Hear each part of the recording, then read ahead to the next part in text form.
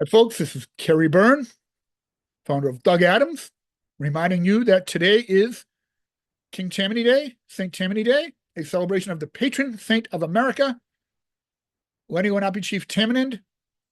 He was a friend of William Penn's. He became known as a transformative figure in American history and was so revered in colonial times that they celebrate on May 1, King Tammany Day. John Adams wrote about King Tammany Day, was celebrated in the Mid-Atlantic, wrote about King Tammany Day on May 1st, 1777, saying they had sainted him.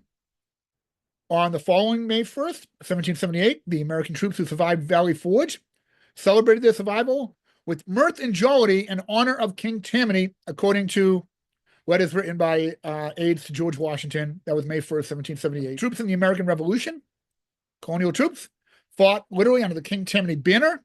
He became a celebrated figure of American patriotism afterward, to the point that in 1789, they chartered the first Tammany societies. These are patriotic societies named after the patron saint of America. His image became common as a patriotic symbol in military and later in sports. His statue stands above the dead of the Tammany Regiment from New York, who died at Gettysburg. There's a Tammany statue there at Gettysburg today. He became the image of the Lafayette Escadrille, my Lafayette Escadrille t-shirt, the American volunteer pilots who fought for France in World War I. His statue is at the United States Naval Academy today. It's adorned American warships.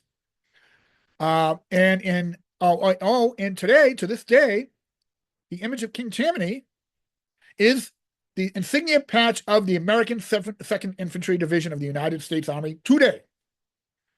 He's also entered sports in 1912 when a member of one of the Tammany societies, Tammany Hall in New York, James Gaffney, bought the National League baseball team in Boston. He renamed them, they were called the Rustlers, I believe.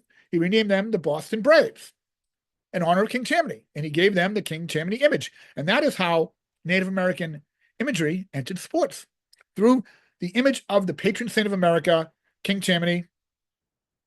So fast forward 20 years later, 1932, George Preston Marshall brings the NFL to Boston.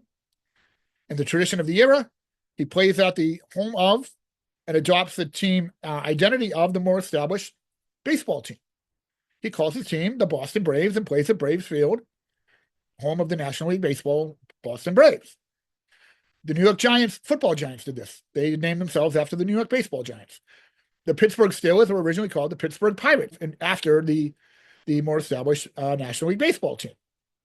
So the following year, George Preston Marshall, the owner of the Braves, the football Braves, moves across town to Fenway Park, home of who? The Red Sox. He can't keep the team, can't keep the name the Brave, the rival across town.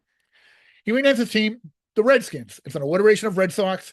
It was also a well-known tribal battle ceremony of the Eastern tribes, well-established, well-known, especially by Americans at that time. He calls the team the Boston Redskins. They moved to Washington. They renamed the Washington Redskins. But that's how the Redskins got their Native American imagery. That's how Native American imagery entered sports.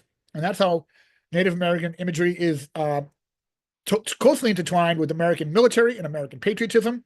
It's through the image of the patron saint of America, King Tammany, celebrated on May 1st, King Tammany Day, in an earlier, more enlightened time in American history. And now you know the whole story.